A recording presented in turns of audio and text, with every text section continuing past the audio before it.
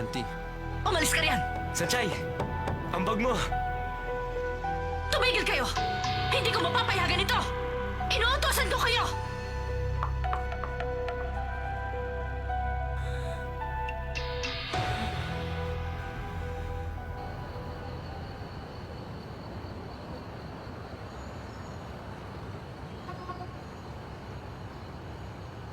Salamat.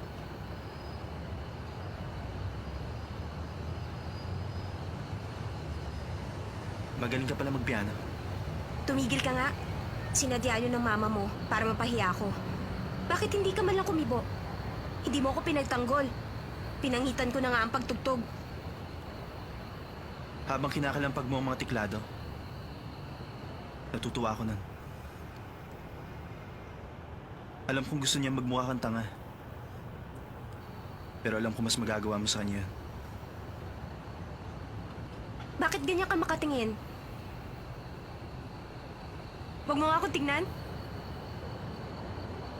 Hindi ba alam mo naman na gusto kita? Marunong ka mang magpiano? O hindi man? Hindi ka anak ng CEO, walang kwenta sa akin yun. Dahil gusto kita. Uwi na ako sa amin. Maaari mo na akong ihatid. Hindi pwede. Bakit naman? Dahil gusto ko muna pag-usapan natin ang naked truth. Naked? Bakit? Anong binabalak mo? Huwag kang nga mag-isip na masama dyan. Ang ibig ko sabihin, pag-usapan natin ang ating nararamdaman.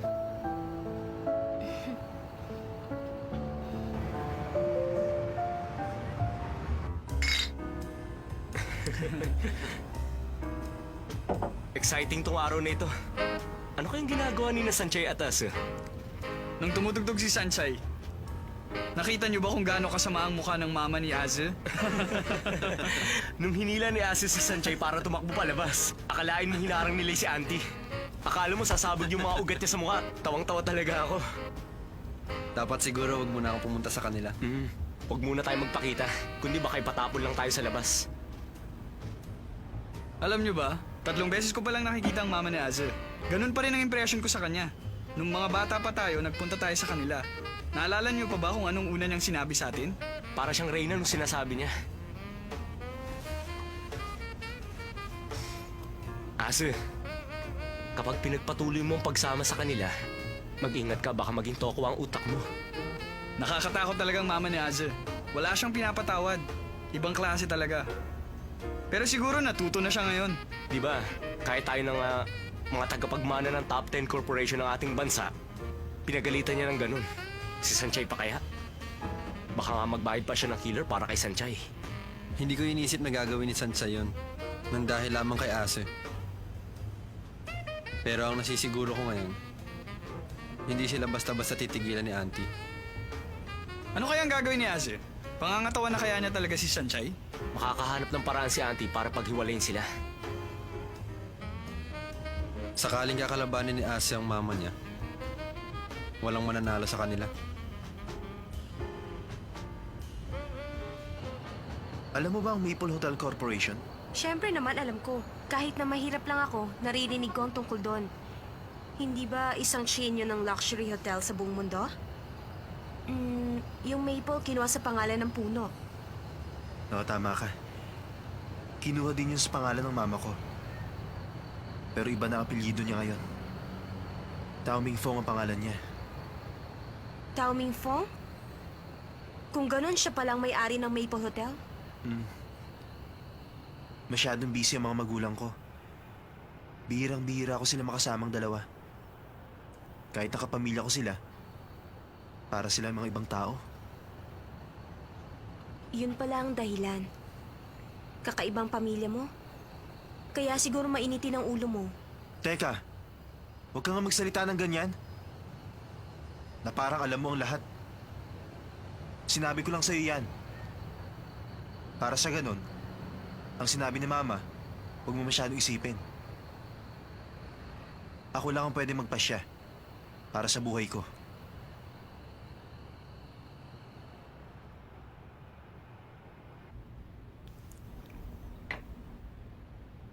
Madam, Sa maikling panahong binigay niyo sa akin, ito ang nalaman ko. Si Miss Sanchay, hindi po siya anak ng isang CEO. Sa madaling salita, isa lamang siyang ordinaryong mamamayan. Ang papa niya, walang permanenteng trabaho. Ang mama niya ay nagtatrabaho ng part-time. Nalaman ko ring nakatira silang tatlo sa isang napakaliit na bahay. Pero madam, ang young master, baliw na baliw sa kanya. Tama na. Ngayon, Eugene, kailangan mawala ang insektong yan. Isa siyang malaking kasiraan para sa Downing family. Iniisip ko, masyado pa ring bata si Azil para gawin ang mga plano ko. Pero sa mga nakikita kong nangyayari, kailangan ko nang ituloy. Ngunit ang planong yan, hindi ba't ang sabi niyo hihintayin niyo siyang makagraduate? Ayoko nang ulitin pa ang sinabi ko, Eugene. Opo, madam. Yung tungkol po sa plane ticket papuntang New York. I-postpone mo yan. Opo.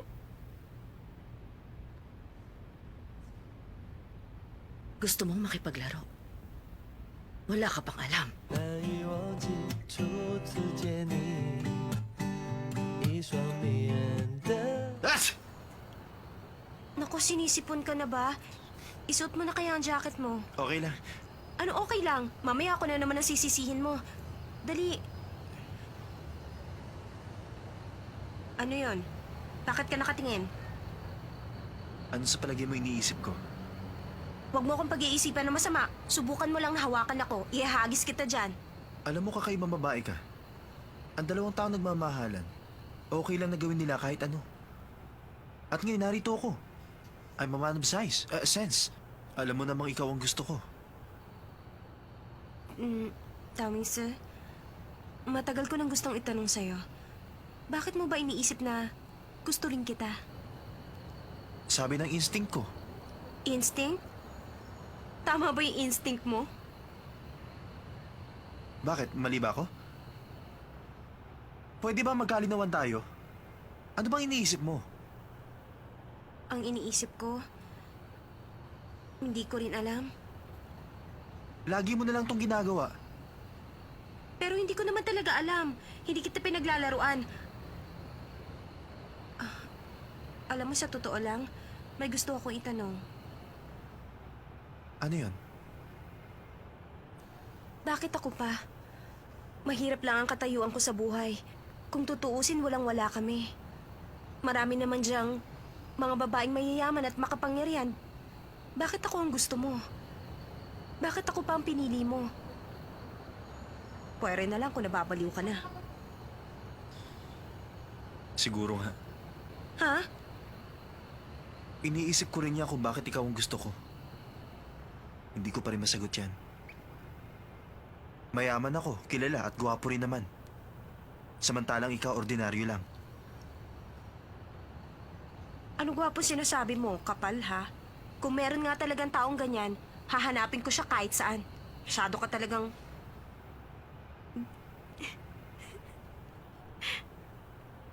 Anong tinatawa mo dyan? Gutom na nga ako. Hindi ako katulad nyo. Wala akong masyadong taba. Kaya madali ako magutom. Siya nga pala, meron akong cookies. Ano yon? Hindi pala, wala. Ano ba yan? Wala nga. Patingin! Ayoko nga! Sinabi na kasi Ayoko! patingin na eh. Sige na! Ano ba to? Birthday gift ko sana sa'yo yan. Sa akin to? Akala ko ba nakalimutan mo? Mamahalin kasi mga regalo sa'yo. May nagbigay pa ng kotse. Nakakaya namang ilabas yan.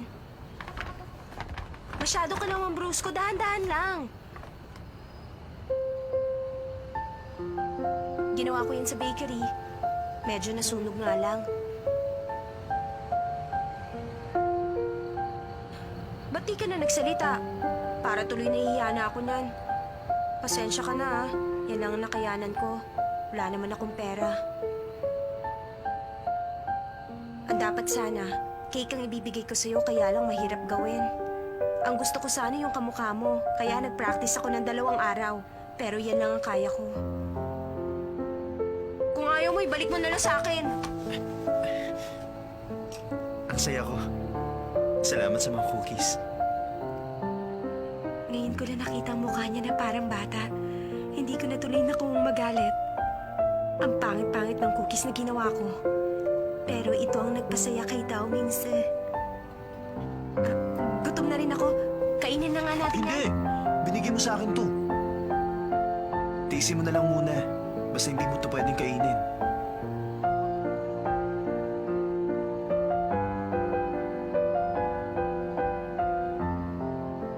Hoy, Lay! Tayo na! Tulog ka ng tulog dyan. Bakit ba wala ka man lang kahit sofa? Saan ako pwedeng maupo? May sofa sa sala kung gusto mo umupo. Di bali na lang. May sasabihin ako sa'yo. Ano ba yun? Umuwi ka na nga. Paano ako uuwi? Alam mo naman nag-aaway kami ni Mama kagabi, di ba? Uuwi lang ako pag nasa States na siya. 6:30 pa lang. Ano ba ginagawa mo? Lay, tingnan mo to. Dali, tingnan mo na. Ano to? Birthday gift sa akin ni Sanchay. Tignan mo, kamukha ko to. Sabi niya wala siyang gusto sa akin. Pero mabait siya sa akin. Lay, kamukha ko yung cookie, hindi ba? Kung hindi si Sanchay ang gumawa nito, hindi ko magugustuhan. Kamukha ko ba? Cute ba?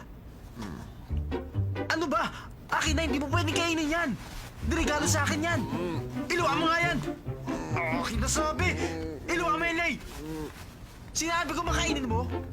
Ang lahat ng magandang bagay mayroong... Sino yan? Hindi kami tumatanggap ng bisita! Teka, wala naman ako natatanda. Umorder kami ng dyaryo. Baka bebentahan mo lang kami ng kung ano-ano. Sino ba yan? Ay, gwapo at saka maganda. Sino po bang hinahanap nyo? Naligaw yata kayo. Sa tingin ko, hindi ko kayo kilala. Ito na ba ang lugar? Opo, madam. Ito po mismo ang tinitirhan ng babae. Sino bang babae? Kayo po ang mama ni Sanchay? Paano mo nalamang ako? Siya po si Madam Dao Ming. Kayo po pala ang mama ni Asa? Ano pong ginagawa niyo rito? Pumasok po kayo sa loob! Halika kayo! Tuloy kayo! Maupo muna kayo! Ang sapatos na yan! Ang mga halamang ito! Sanchay! Gumising ka na! Bumangon ka dyan at narito ang mama ni Dao Mingse! Sanchay! Ano ba? Bumangon ka! Narito sa loob ng bahay natin ang mama ni Dao Mingse!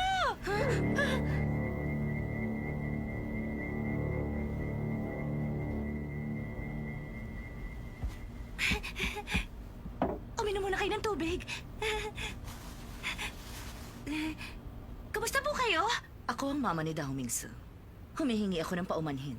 Maaga ko kayong naabala. Okay lang. Naku, alam niyo ba, madam, hindi pinababayaan ni Dao Mingse ang anak namin si Sanchay. Yutien, pwede mo nang ilabas. Opo. Hindi na ako magpapaligoy-ligoy pa. Alam kong mahalaga ang oras para sa lahat ng tao. Naku, hindi! Wala kami pakialam sa oras! Hindi mahalaga sa amin yan dahil marami kami yan! Dediretsuhin na kita. Gusto kong malaman ninyo ang dahilan ng pagpunta ko rito sa bahay ninyo. Ikaw, Miss Sanchay. Hinihiling ko sa'yo na layuan mo na si Asu. Siyempre, hindi kita pababayaan na wala kang pera.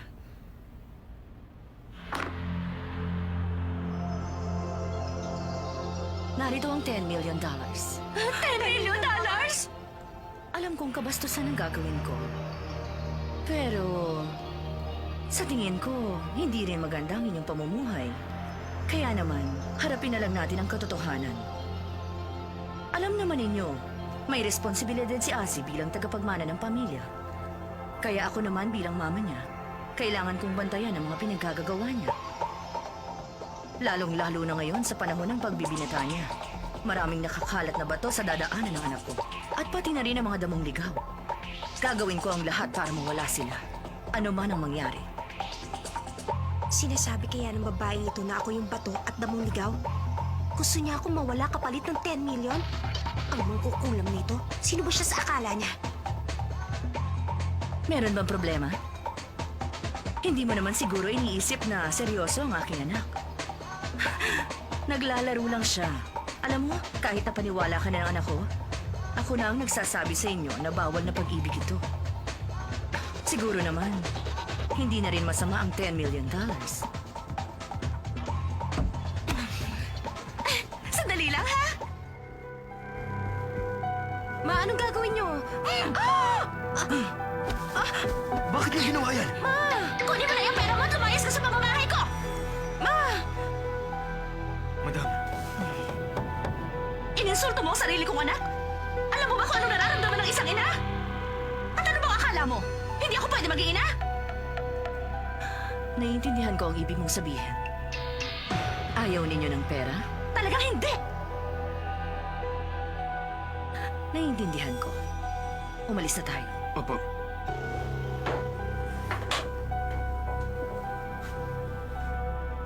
Sige po.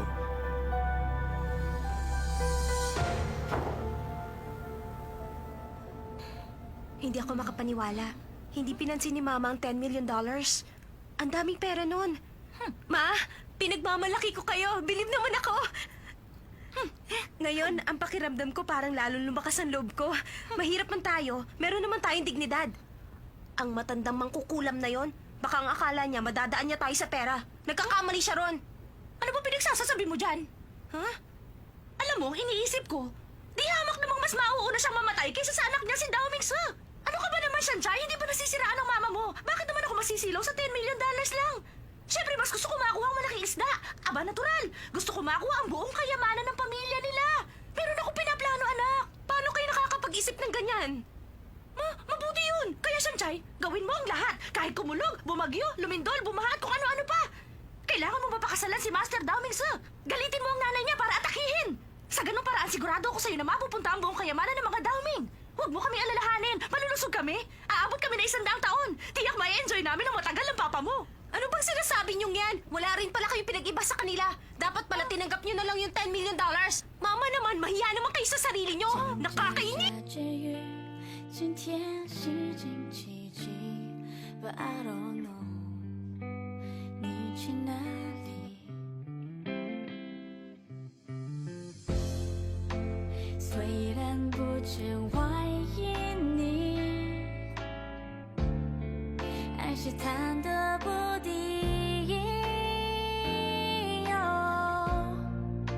谁是你的那个唯一？原谅我怀疑自己，我明白我要的爱会把我宠坏，像一个小孩自动在你怀里怀。你要的爱不只是依赖，要像个大男孩，风起又日晒，生活自由自在。